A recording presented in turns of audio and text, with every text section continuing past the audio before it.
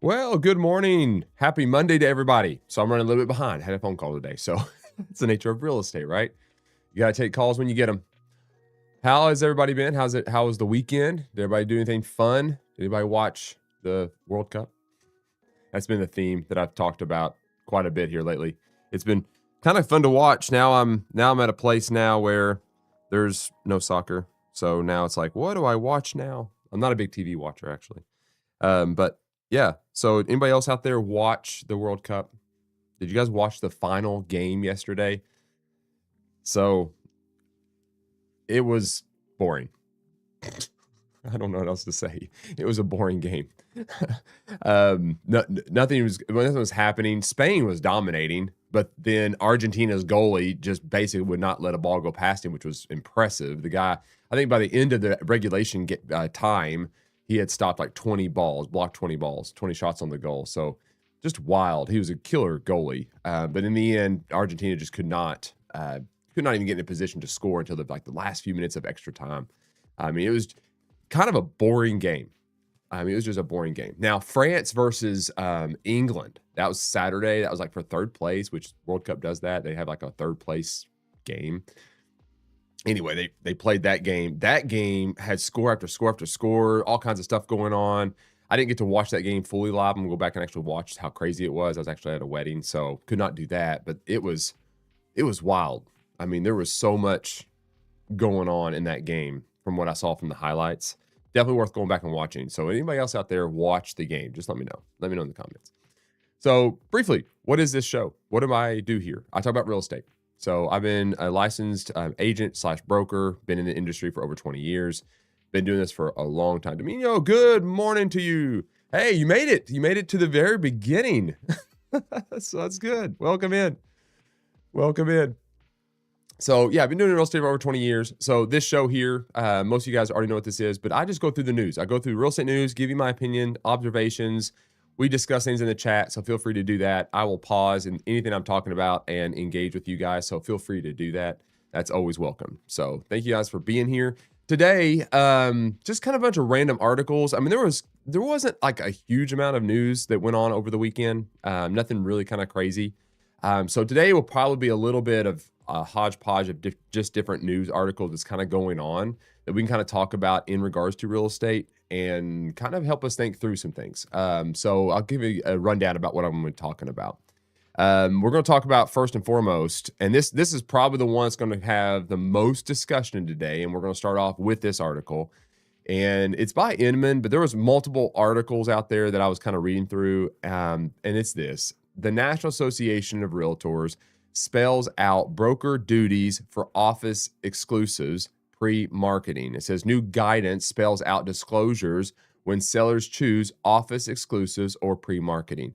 So we're going to talk about National Association of Realtors position on the office exclusive pre-marketing properties. I'm not surprised that NAR is bringing this out right now. There's so much talk in our industry about, marketing things before they go into the MLS and mass produced. You got all these legal battles going on with Zillow and everything else.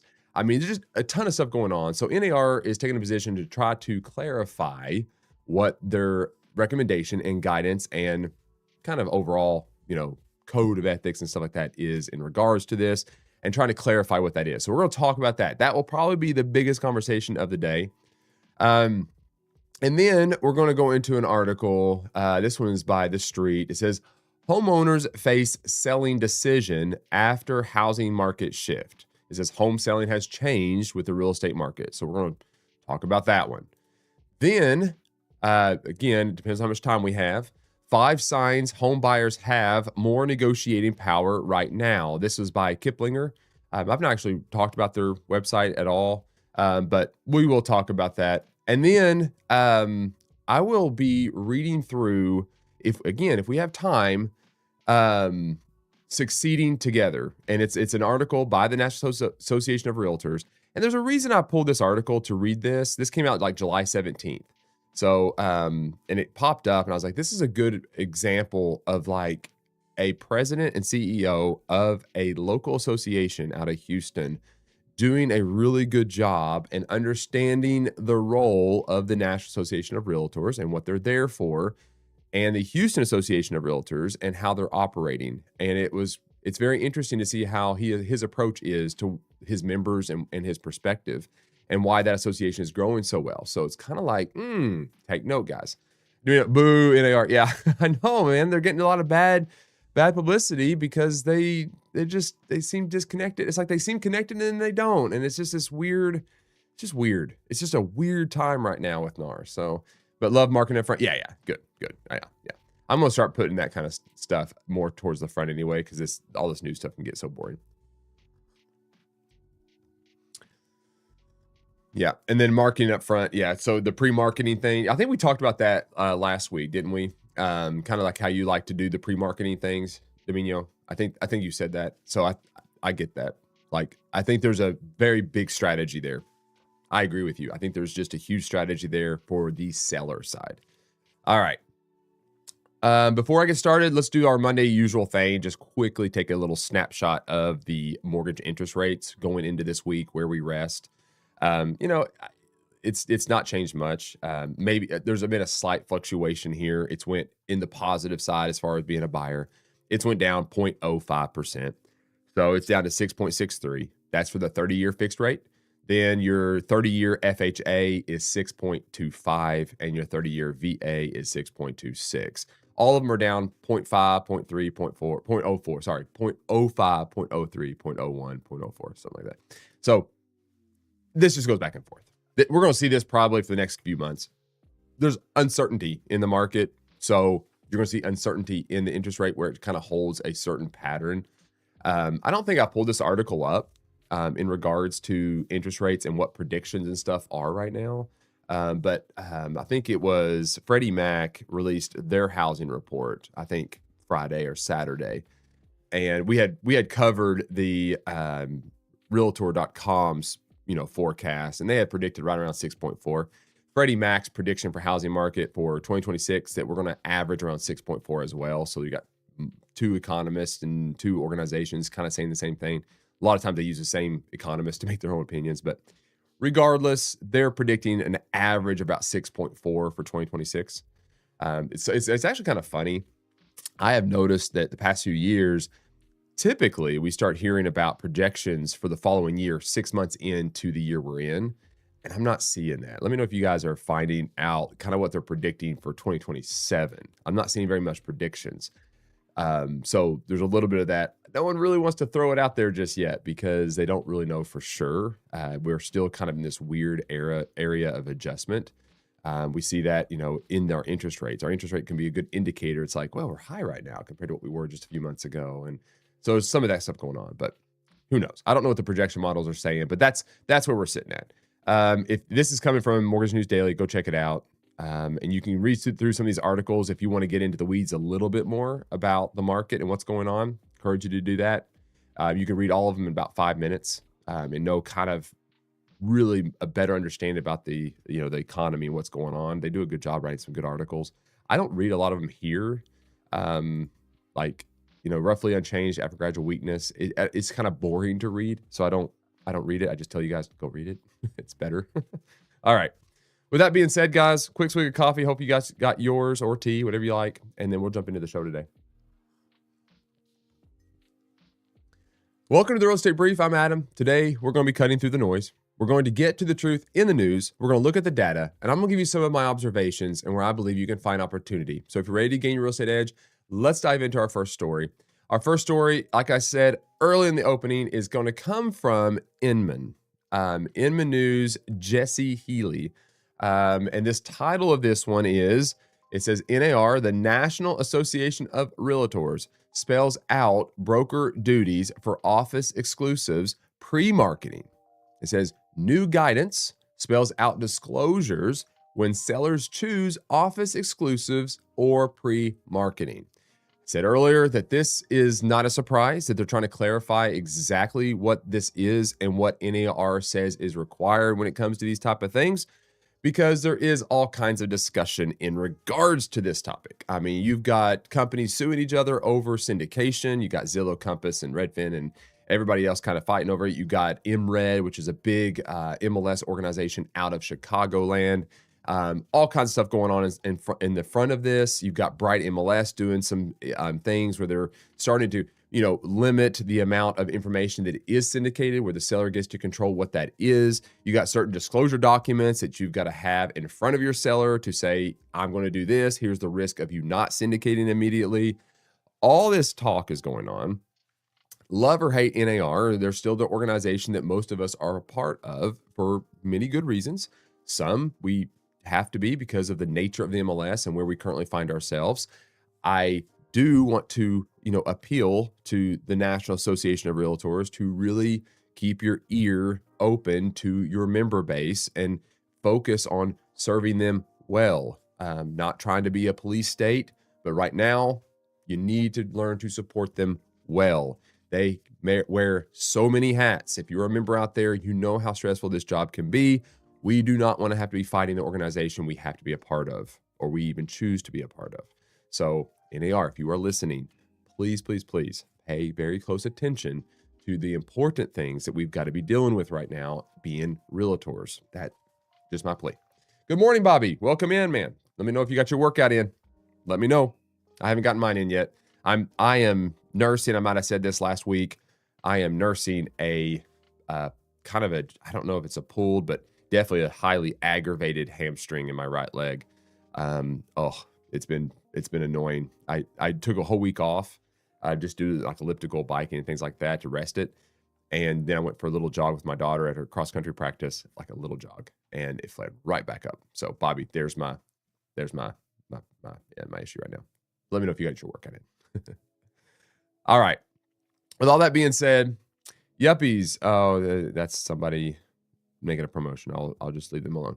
All right. So let's jump into this article here and talk through this and see what they're saying, what the National Association of Realtors is saying for office exclusives and pre-marketing and what that looks like. It says a seller who wants privacy over broad exposure has a paperwork trail to follow. No surprise here. No surprise. And let me just start off this. I might disagree with some of the things National Association of Realtors do, and I'm sure all of us will do that. There is a balancing act that's always at play when you have such a large group of people. You have to have some form of regulation to kind of keep some balance. Otherwise, things just go really crazy, and then it could be detrimental to the consumer and even to the realtor base. So it is a balancing act. I don't negate that. I mean, that if you lead any amount of people, even if it's just 4 or 5 people at all, you understand the complexities of getting everybody to agree and adhering to certain sets of standards to elevate the industry. And so let's just set the stage and realize that is part of what the National Association of Realtors is doing. The question though is where do we land on this? Is it too much? Is it too little? Like, what's the point of this? Do we do rules just to make rules? Is there arguments fair? You know, those are the things we got to wrestle with just being as realtors. It's just a good discipline to not just be yes people, but to also kind of have good dialogue. All right. I say all that. Let's get started. The National Association of Realtors published a new guidance document Thursday. It came out Thursday, clarifying agent and broker responsibilities when a seller chooses an office exclusive listing or a pre-marketing option, according to the association. The resource is the 6th that the association has added this year to its Facts.Realtor library, which explains NAR's MLS policies. Now, let me see if I click on this, between off-market and on-market exposure. Office exclusive listing option. So this goes into the detail, guys. We'll see if we want to go through this whole document today. You guys can let me know in the chat if you guys want to review this together. We can. I'm going to go back to the article and read that. So just kind of keep that in your mind. If you guys want me to continue on this topic and you guys are finding some value in this, I'll continue reading through this document. I just don't want it to get boring for you guys. You can obviously go to this article or the National Association of Realtors and get the document yourself. Your broker will probably be going over it with you, but I don't mind doing that. You can let me know in the comments if that's something you would like to do. Oh, I'll pause for just a second. Bobby says, busy today. I have to finish preparing an apartment for move-in tomorrow. Then after work. Okay, yeah. I have to show a house and respond to counteroffer by 8 p.m., so no workout today. Bobby, this is good, man. You're not getting your workouts in because you become a realtor, and now you're experiencing the both sides of this. So that's good, though. Congratulations. That's amazing. I mean, how just let me know in the comments. Like, I think are you a month in, or is it less than that? I can't remember exactly when you got your license, but well done, man. Well done. You're working on counter offers and everything, man. That's excellent. That's really, really good. All right. What an office exclusive is. An office exclusive listing is filed with the local MLS, but is not marketed to the public and is not shared with participants or subscribers outside the listing firm, per the guidance. Every association-owned MLS must offer the option, though the decision to use it belongs to the seller. Now, NAR lists health, safety, and privacy among the reasons a seller might choose it over broad market exposure. So let's just pause for just a second. We now know that this has always been the case. This is clarification. This is nothing new. Okay, Bobby, you're about a month in. I thought so. I thought it was about a month in. Man, well done. Well done. Every association-owned MLS must offer the option. Okay, so they must have an offer for office exclusive. It must be some kind of offering. They must have that.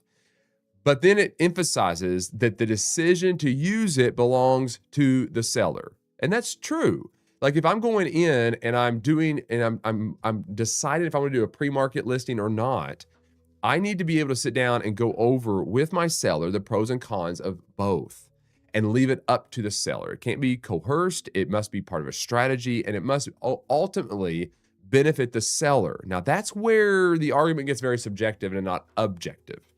Because if my perception of what could truly help my seller would be pre-marketing, then I'm going to be telling my seller that in truth. And if I am somebody that agrees with that idea that pre-marketing is sometimes beneficial to the seller, and I have a plan in place to do that, I could tend to do more of that than others would do. And you might be on the other side where you think it's just the worst thing you could ever do for a seller. Now, NAR goes on, they say they list health. So if health is a reason, safety and privacy. And then it says among the reasons a seller might choose it over broad market exposure. I'm going to pause for just a second. NAR, we have to understand something. Is NAR, the MLS wants the data. They want all the information as quickly as possible. They want mass production and mass syndication. It's mass exposure. In most cases, 99% of the time, that's a good strategy. Now, the reality though is NAR is listing out what their argument is for being the reason to do this. I would make a counter argument here, and they left out one of the most crucial pieces that yeah, I agree with all of those, but pre-marketing has a benefit as far as creating hype around a property, just like a soft opening would for a restaurant. So there is an argument that is beyond just health, safety, privacy, and all those things. And it could also be that the pre-marketing gives you the time to not stigmatize a property with days on the market, price cuts, and everything else, to test the market for the seller, to better, poise that home or that property to be in a better position when going to the mass marketing. So there's an argument on both sides. You can't just say it's health, safety, privacy. There's other reasons as well. So we understand their positioning. That's what benefits NAR the most, and that's what benefits syndication the most. But there is another argument that they're not listing there. They're letting you know their position. Pre-marketing options include coming soon statuses and delayed marketing exempt listings. They follow a different structure according to NAR. Those listings are filed with the MLS and available to other participants and subscribers. So a brokerage using one remains in compliance with MLS rules. Whether the options are available depends on the local MLS per the guidance. Now, we could, as people sitting here listening to this article, reading this article, have our own opinions about this, okay? And we might disagree with certain things. We might agree with all of it. It doesn't really matter. The reality is if you are a member of a local association, you are a realtor, you do have to abide by the guidance and the guardrails and the ethics and everything else that are in place for that MLS, the rules and regulations of the MLS. You have to comply to those. Even if you disagree and you want to have these kind of discussions, which we're having now, we could disagree and all this. Hey, thank you, Cassie. Glad to see you here. Thank you for the rose. Appreciate that greatly. Glad you're here. Hope all is well. And Misty, I think you're watching as well, and I think you're out on the road traveling, enjoying the beautiful states. Hopefully you're having a blast out there. What a wonderful trip to take. It's amazing. So we just got to keep this in mind, right? It's like we have to adhere to these type of things, even if we disagree. There are situations where we're going to disagree about this and a different perspective and all that. That's fine. We still got to adhere to this. But we can have these discussions, and that's where these discussions are so important. We should never just do what we've always done because we've always done it. We be open to having this kind of discussion and really thinking logically through what is the best for the client that we represent. If I represent a seller, I'm going to have a different opinion in regards to this than when I represent a buyer. If I represent a buyer, I want access to all the information possible. If I'm representing a buyer, I want to know everything about that property to help them negotiate. I want to know list days on the market. I want to know, how many price cuts they have. I want to understand every single angle possible to make negotiations. Okay? If I'm representing the buyer, that's what I want. What I need to do. It's my fiduciary responsibility. Flip side, though, is if I'm representing the seller, I want to do everything I possibly can to maximize and position that home to be the most sellable property that's ever hit the market, priced right, doesn't come with stigmatized data at all, and has positioned my seller to get the maximum amount of money. And we could argue with what that is. Is it mass syndication? Is it pre-marketing? Is it coming soon? Is it office exclusives? Like, we can have all these discussions. And this is where it just really works, is when we have the freedom to kind of work through this in that scenario, good things can happen on how we represent our clients. So this is why this discussion is so important. So I'm sorry, it's a bunny trail, but again, it's all relevant to what we're talking about. And we can agree to disagree even on here. Some of you guys might be like, man, Adam, I just think mass syndication, that's the right fiduciary responsibility for both sides of the aisle. You can have that. You can have that opinion. It's very subjective. I think there's an argument to be had, though, where it could be the other side. Where the responsibility falls. Under the guidance, the agent must explain how each marketing option serves the seller's interest. The broker carries a separate duty to explain the pre-marketing options available locally and to obtain a signed disclosure from any seller who waives MLS benefits. I don't really have any problem with this at all. I am all about full transparency. And this is where I would say the National Association of Realtors setting standards on how this works is needed. Because I could totally see other agents out there taking advantage of a seller when it might not be in their best interest. So there needs to be some guardrails. I don't have any problem with having a document that explains the pros and the cons and the risks of that, as long as I can kind of control what the verbiage says, right? To some degree, because I don't want the subjective opinion of even the National Association of Realtors telling me exactly how to articulate that in every way. But at the same time, I do need guardrails to protect our industry as a whole, to elevate the standard so that we are making sure that we're being honest and transparent with the sellers that we're talking to that are trying to think about going this route. We need to have that disclosure. And then the broker obviously needs to have that document produced for their agents. That disclosure must cover 3 points per NAR. The professional relationship between the participant and the seller's acknowledgement of the MLS benefits being waived or delayed, and confirmation of the seller's decision not to have the listing marketed to the public. Okay, I mean, where does it go? What does this document say? Some questions we still kind of have about it, but that's, again, I think having some kind of document, making everybody aware, being transparent, not a bad thing. Not a bad thing. The guidance also addresses the clear cooperation policy, which requires participants to submit a listing to the MLS within 1 business day of marketing the property to the public. If an office exclusive listing is marketed to the public, NAR said the 1 business day submission requirement applies. A broker may discuss an office exclusive listing with an agent outside the firm through one-to-one communication, provided the seller authorizes it and the receiving broker does not market the property. So there's some definitions and criteria on how that works. So if you have that one-on-one conversation about the property, they just can't then go out and market it to all their agents. It's a one-on-one. Again, go back. We agree, disagree, it doesn't even matter. You're part of an association. You got to operate within the guidelines, guys. Like, we can have all this discussion, but we still need to follow the guidelines. So go back and research those in your local MLS and find out what those are and adhere to them. Even if you disagree with some of this stuff, this is what it is. The guidance does not define publicly marketed or specify which MLS benefits agents should walk sellers through, and it does not explain how a listing broker can stop a receiving broker from marketing a property after a one-to-one referral. Active versus non-active listings. The guidance also covers virtual office websites, saying all active listings all active listings in an MLS must be made available through a VOW data feed based on prior discussions with the Department of Justice per NAR. MLSs have local discretion to classify a listing as active or non-active but NAR said the status must accurately represent whether the property is available. It's got to be clear. It cannot be this mysterious thing that we know or don't know, and it's got to be clear. We got to know that what is going on, what is the status. Again, we got to protect the consumer. It's got to be transparent. We got to know what's going on.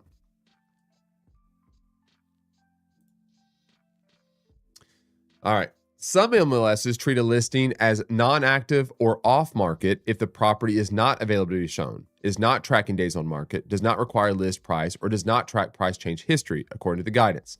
NAR noted that additional state laws and local MLS rules may apply, pointing to Wisconsin, Washington, and Connecticut as states that have passed or are considering laws requiring public marketing of listings.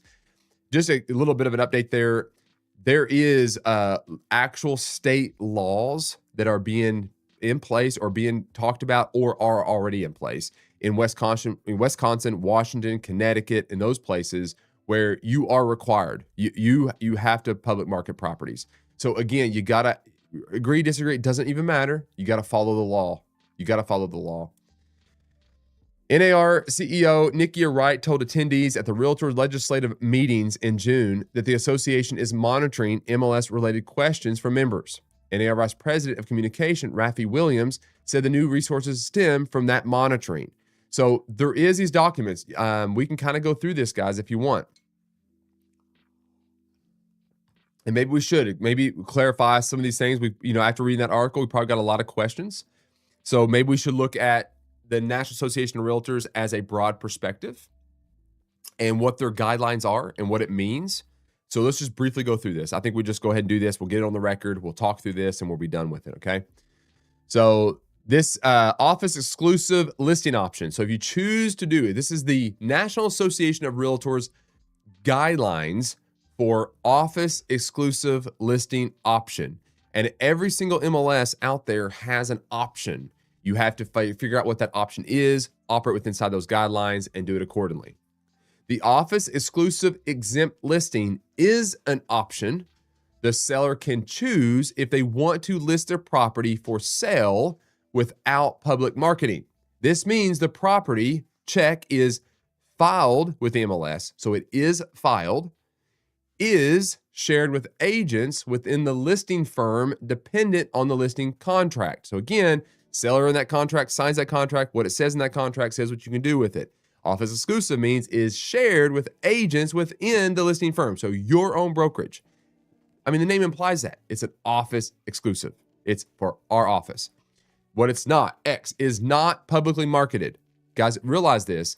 In almost every MLS, the guidelines and regs will say this, is if you engage in public marketing, if you post it on social media, you make a flyer, you do anything that publicly markets that property, put a sign in the yard, whatever it might be. Now, again, look at your guidelines, but if you do that, you trigger it needing to go live.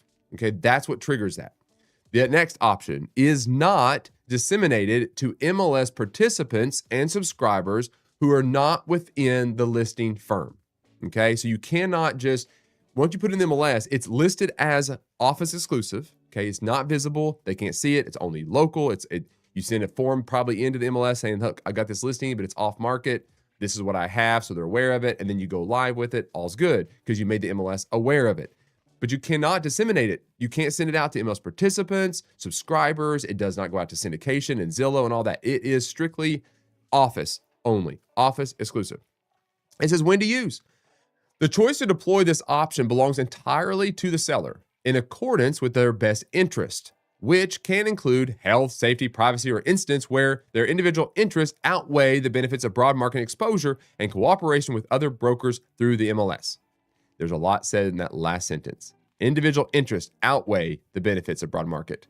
That is a lot of subjectivity inside of that statement. It is the agent's duty to advise the seller of the MLS benefits they are waiving or delaying with this option. The broker is required to obtain the signed seller authorization disclosure with office exclusive listings. See broker's role item number 2 below. Every Realtor Association owned MLS must offer an office exclusive exempt listing option. So we are required to advise the seller of the benefits of the MLS and what the risks are of waiving or delaying the option of mass syndication. Okay? Again, that's transparency, because there are most cases where it makes way more sense to mass produce things to get it all out there. But there is a case where there's maybe not maybe where you shouldn't. All right, pre-marketing listing option. Okay, now we're going to pre-market the property. I think this is the one. This is the one that's probably created the most tension. The office exclusive one, a lot of times doesn't really do much because it's like someone's really maybe still working on a part of their house and they don't want to go, maybe they're getting ready to leave, and you can meet with them. You can fill out all the paperwork, get everything done. You can talk about it internally, but it's not really marketed yet because it's not really ready to go mass marketed. That kind of conversation, office exclusive, not very contentious. It kind of makes sense. It's not really difficult. This next one, though, is the pre-marketing listing option. This is where all the dramas begin. Pre-marketing listing options can provide sellers and listing brokers additional flexibilities. These options, if available locally, okay, there's a big key there. If available locally, this is where you really just got to know your MLS. You got to know what they allow when it comes to pre-marketing, because that's what you're allowed to do if you are a member of the Realtor Association, okay? Must comply with the local MLS rules, submission requirements, deadlines, etc. So whatever that is, you got to adhere to that. That's what it is. And follow the seller's informed instructions. So what does that mean? Well, we've got to inform the seller of the benefits, pros, and cons of doing this, okay? They conveniently provide us some sample use cases. Deploying early marketing strategies. Yes. Okay, this is the one that if you want to get onto the Compass bandwagon, you want to talk about all that kind of stuff, you want to talk about some of the agents even watching on this stream right now. I know that you guys do this. That right there is one of the biggest reasons people do this. It's early marketing strategies. Just like marketing any kind of product, there's a strategy behind why you would do this. And there is a great argument for this. Even a lot of people would disagree with this and all that kind of stuff. Look, I'm a very logical, reasonable person. And when I think about like having a product and then trying to sell that product to myself, make money, and also the person that produced the product, AKA in this scenario, the seller, I want to be able to have the flexibility to be creative in my marketing and not just do what everybody else does. Okay. Like I want to be able to go in with my seller and say, look, this is the typical pattern that most sellers will follow, but it's also the same pattern that every single other agent out there follows. Let me show you my marketing plan. And I've got a pre-marketing plan that I'm going to try to get your home positioned more effectively and ready to sell and go mass marketing. So there's an argument for that. Okay, next one is managing property preparation timelines. In other words, getting it all ready, looking at things, getting people in the home, getting their opinions. Maybe you do home tours, maybe you do broker opens, whatever it might be. You get people in that home before it mass syndicates out, getting their opinion and their input so the seller can then have that to better position their home and make some upgrades or do some things before it goes mass marketing. Again, very good argument. Generating interest before full market launch. Yeah, it's exactly what it's going to do, right? It's going, oh, I'm excited to go see this, right? Limiting exposure before full market launch. Examples, coming soon statuses and delayed marketing exempt listings, DMELs. Pre-marketing options are set locally to reflect and serve the needs of the marketplace. Okay, they are. They're set locally. You got to follow what those rules are. I can say all day long, this is great, this is wonderful. Each one of you guys will have a different way of doing this. So go talk to your broker, get informed, and figure out what those things are and how you can better leverage this for your sellers, because you got to know what you can do so you know what you can offer. So go and do some research. Broker's role and responsibility. So if you're a broker out there, pay attention to this, because this is what we are required to do for our agents. Before entering into an office exclusive listing or using a pre-marketing option where available, it is imperative for the listing broker to explain all listing options to the seller, including how each aligns with the seller's goals, marketing strategy, and critically, how each option serves the best interest of the seller. If the seller chooses to market their property as an office exclusive exempt listing or utilize a pre-marketing option, if available locally, the required disclosures must be executed. So you have to have a document that explains all of this to the seller, so your agents go in and explain it effectively to the seller. Secure a seller disclosure form. This ensures the seller's understanding of their options, the benefits they're waiving, and confirms their decision. Think about this as like the agency disclosure form. Every state has a version of that. And you go in, and before you even fill out any kind of paperwork, you're walking your client through the different ways of representation as far as agency is concerned. Like, what is this relationship? What does it look like? What is my relationship with the other parties? I'm disclosing all that information to the seller so it's fully out in the open, fully transparent, so they know exactly what they're agreeing to get into. The same thing is going to be happening here on this pre-marketing form. Okay, that's what we're talking about. Required disclosures for office exclusive and delayed marketing exempt listings are disclosure about the professional relationship between the participant and the seller, and acknowledgement that the seller understands the MLS benefits they are waiving or delaying with the exempt listings, such as broad and immediate exposure of the listing through the MLS, and confirmation of the seller's decision that their listing not be publicly marketed and disseminated by the MLS as an office exclusive listing, or that their listing will not have immediate public marketing through IDX and syndication as a delayed marketing listing.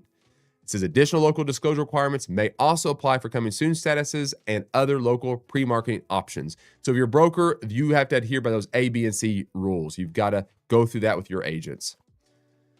Broker compliance check says stay in compliance with MLS rules, which include the clear cooperation policy. Office exclusive listings. What if the property is publicly marketed? You got to submit to the MLS within 1 business day so it is available to other MLS participants. So if you have an office exclusive and it does get out and you find out about it as a broker, you're required within 24 hours to get that now on the MLS and syndicating. What if I want to tell a broker or agent outside my firm about the listing? Now, this is the one that a lot of my agents even have this question. Like, if I have an office exclusive and I want to tell a broker or an agent that is not part of my broker, what does that mean? Okay. So can I do that? What does that look like? This is the guidelines for this. This is good and clarifying. Number one, you got to secure authorization from the seller. Remember, after you do all the full disclosure, it's the listing contract that the seller is signing, authorizing you to do the office exclusive. They understand the risk associated to that, the benefits, the pros, the cons. They're very clear on that. That means when they sign that agreement to be office exclusive, they're operating under the idea that it's office exclusive. So if you want to go outside of the office and have a conversation, which we talked about earlier, one-on-one type of conversation, what do you need to do? You got to go to your seller and say, hey, I've got a client, friend of mine, agent, broker, whatever, that I would like to tell your property about. Is that okay? And then you authorize and you get authorization from the seller to do so. Because remember, they're operating under the idea that it's an office exclusive and you're going outside of your office. So who dictates the agreement? Who dictates the relationship? The client does. In this case, the seller. Engage in number two here. The next check is engage in one-to-one broker to broker communication. I'm not sending out flyers. I'm not sending out emails. I'm just picking up the phone and I'm calling. That's all I'm doing. Okay. I've got authorization from the seller to do so, and I've got my broker to broker communication one-on-one. Ensure the receiving broker does not market the property, including a showing, as that would trigger CCP submission requirements. Understand that if you choose to go this route, you could open yourself up to triggering that CCP. In other words, mass syndication. If they do market that property at all, or try to get a showing or show the property, that's triggered. It's time to go live. And then it says C11 broker communication resource for more information and guidance. So we can totally look at that, but we're not going to do that today. But you can go down the bunny trail here all day long. This is a good conversation. We're not going to get too much today, but this is very relevant because all this talk we can get so lost in what's going on in the courts and all this argument. We still have to operate with what we're required to do, guys. I mean, we can be all upset about all kinds of stuff, but we're still required to operate within this framework. Pre-marketing listing options. If the listing is already filed with the MLS and available to other MLS participants and subscribers, is the listing brokerage in compliance? You are in compliance. In practice, these listings are not off-market or off the MLS in the same way as an office exclusive. Depending on local MLS rules, these may involve limited, delayed, or controlled on-market exposure. Now, and this is the thing too, is like this is where all that tension kind of comes in. I've got it in the MLS, but it's not going out beyond the MLS. It's not syndicating to Zillow. And Zillow hates this. All your portals are fighting against this. Compass is fighting against Zillow, and MRED out of Chicagoland is fighting against Zillow because Zillow wants the data. They need the data. Their model is built upon needing the data. So they don't like this idea. So if this is what's happened, depending on your MLS rules and regulations, these may involve that limited, delayed, controlled on-market exposure, and they don't like it. They just simply do not like it. Some states such as Wisconsin, Washington, and Connecticut have enacted laws or considering the laws that require the public marketing of listings. You got to know what the state requires. If it's a law, you got to syndicate. Doesn't even matter what these arguments are at all. The law is going to trump any of these guidelines from National Association of Realtors. Adhere to your state law. The MLS as a pro-competitive, pro-consumer system. The MLS supports competition among brokerages while serving the interest of buyers and sellers. Broad on-market exposure through the MLS promotes transparency, access to inventory, and competitive offers, while still preserving seller-directed listing choices that abide by local listing option statuses. The MLS's centralized marketplace provides broad market exposure or limited exposure when directed by the seller, the most accurate, comprehensive, and current property exposure. Number 3, transparency into available inventory. 4, professional cooperation between brokers for maximum buyer awareness.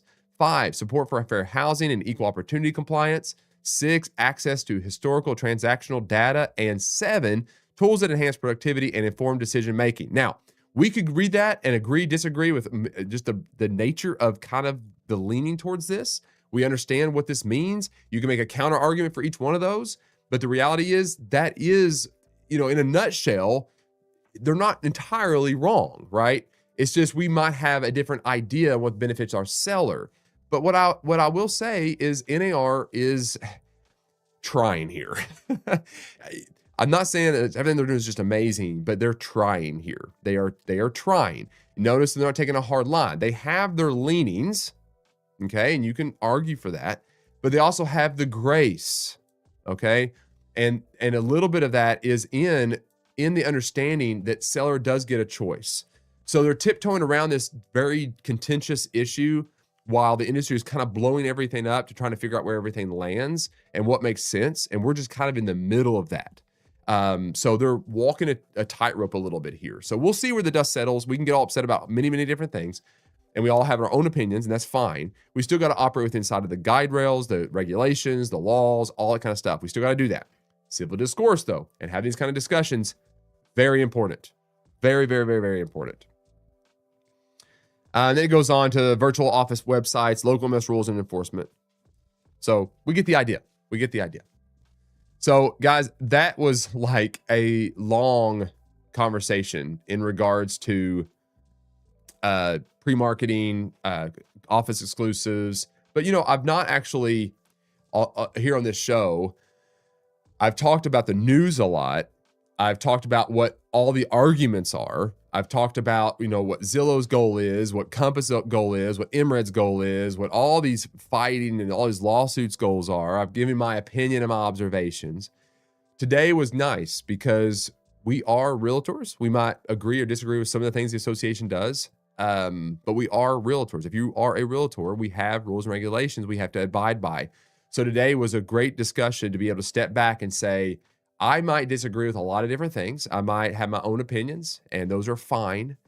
But as far as my profession is concerned and how I operate on a daily basis, I've got to operate within those framework. I got to operate within inside of the guidelines, the regulations, the laws. I've got to do that.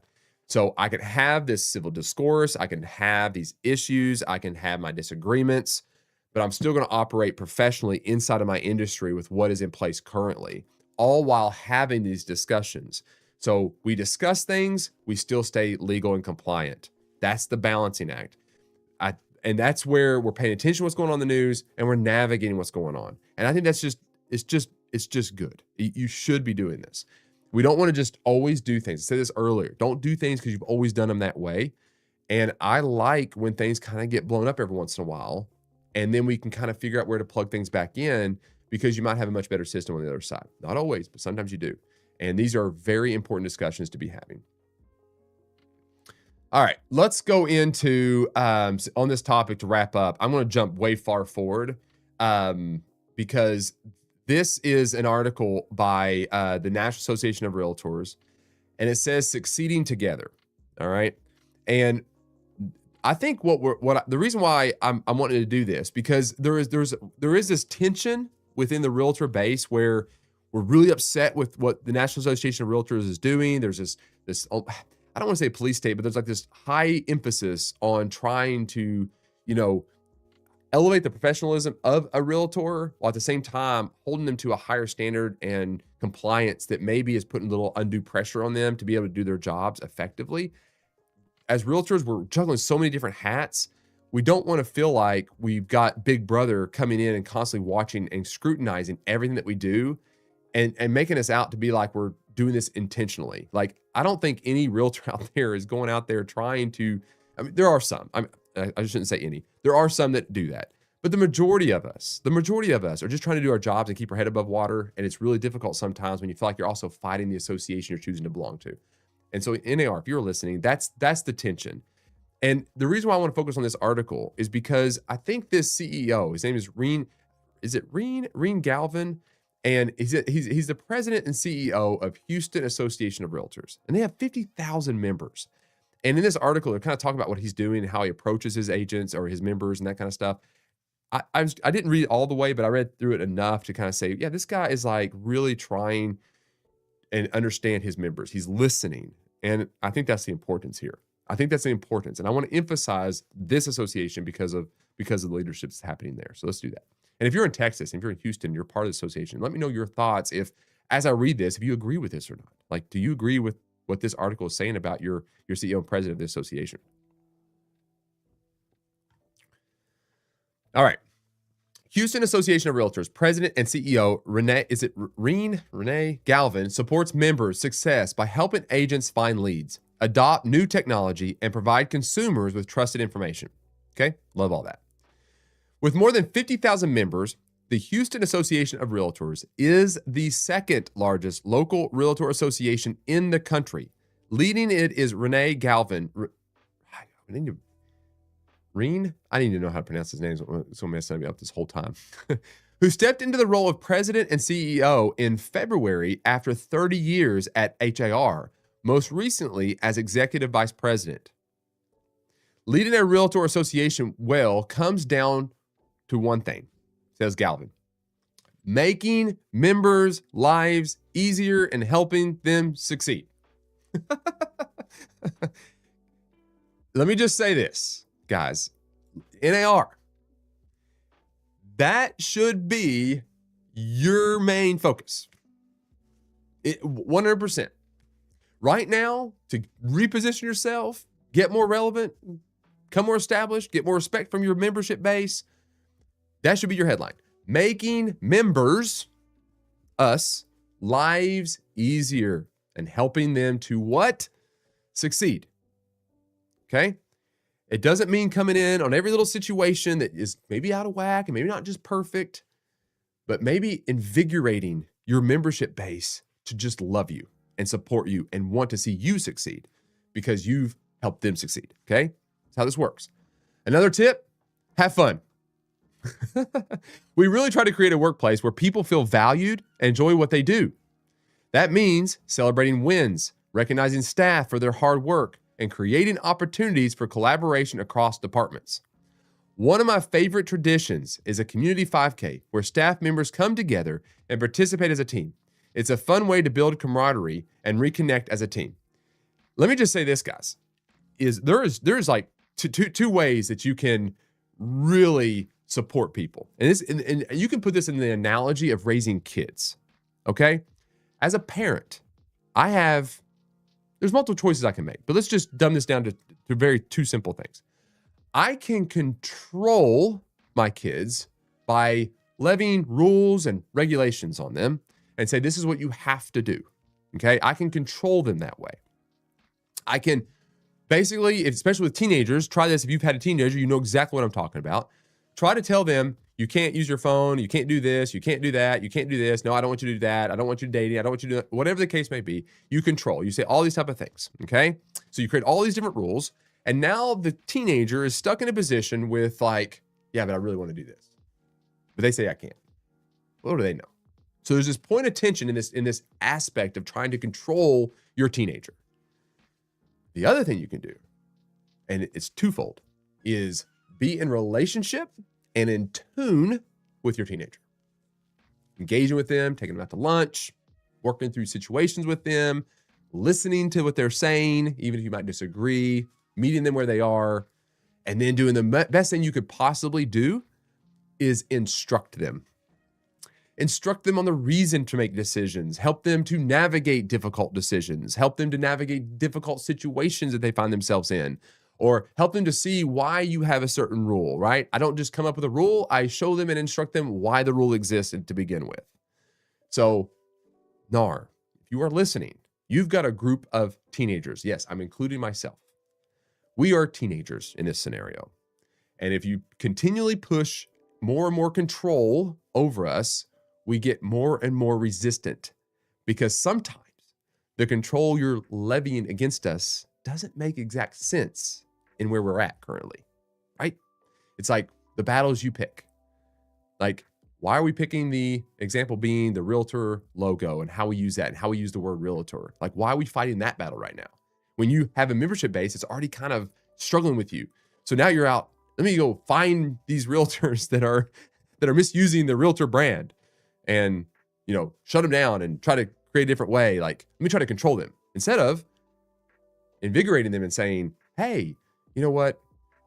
The realtor brand is unique, unlike anything else around the world. We need to protect it.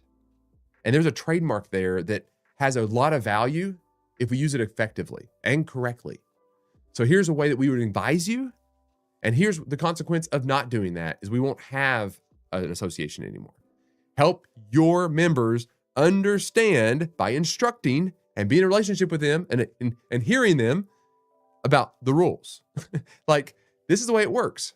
And then once you get people together, like this guy right here, talk about one of my favorite traditions is a community 5K where staff members come together and participate as a team. It's a fun way to build camaraderie and reconnect as a team. Guys, he's all about connecting with his membership base and listening to them. I mean, I guarantee he's the type of guy that when there's violations and stuff like that, they're picking up the phone and making calls instead of just constantly reporting stuff, right? Maybe not. You guys let me know in the comments if I'm way off here. Reen, as you take on this new role at HAR, what lessons learned over your 30 years with the association are you leaning on? One of the biggest lessons I've learned is that long-term success is built on both strong relationships and a willingness to innovate. You don't innovate without the relationship first. You have a membership base. What's he saying? I can't just innovate on what I think is best or what I think and I prioritize as best. If I'm walking in relationships with people, I hear them, I understand them, and I innovate based on what I know they need, okay? Over the past 3 decades, HAR has continued to grow because we've remained focused on delivering value to our members while also earning the trust of consumers, agents, brokers, industry partners, and the broader community. That is the correct perspective. That's the correct perspective. I've also learned the importance of adaptability and forward-thinking leadership. Real estate is always changing, whether because of market shifts, changing consumer expectations, or new technologies. Associations must be prepared to evolve alongside it. When we launched HAR.com in '97, the industry looked very different than it does today.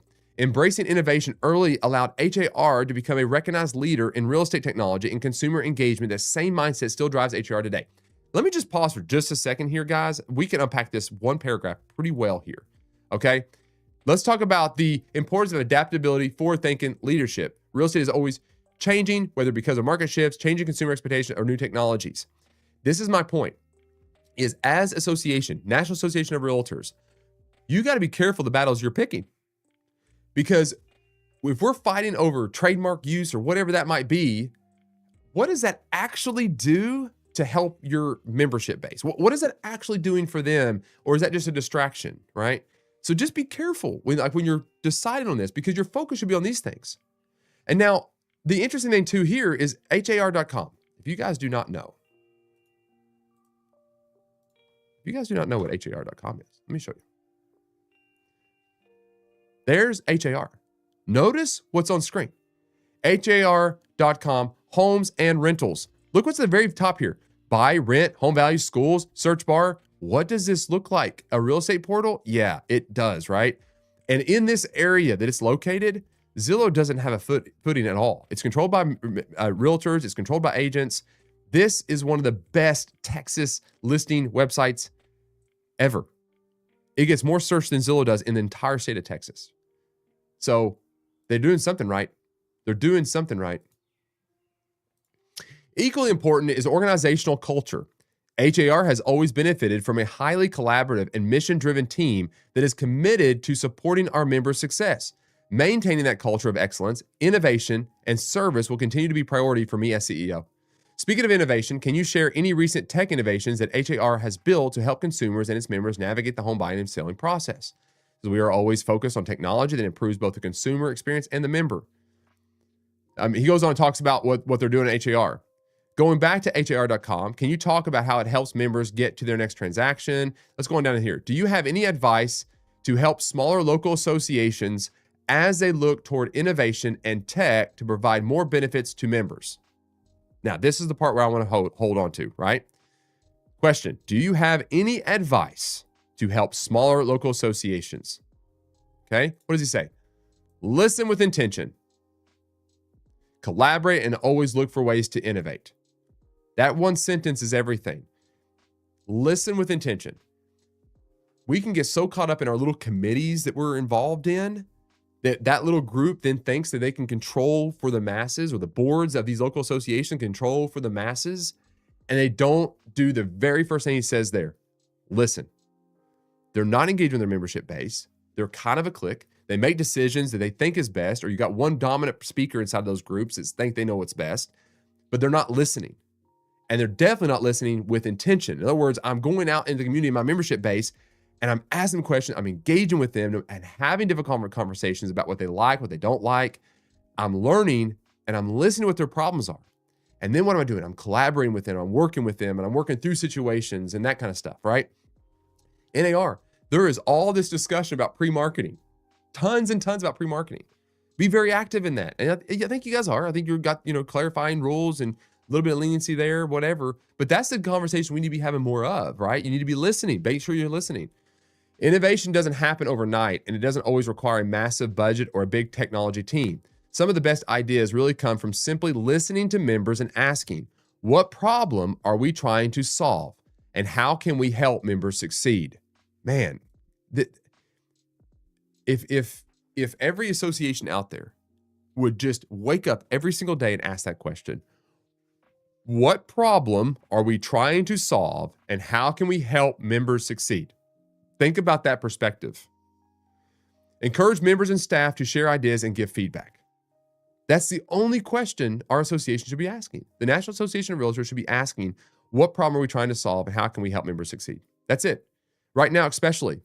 You guys are rebranding yourself because we went through a whole disaster of legality with this whole buyer representation agreements and lawsuits and all this kind of stuff. Come out of that. Now we're having this whole pre-marketing stuff going on, whatever. Like, listen with intention and then be very in tune with what's going on. What problem are you going to try to solve that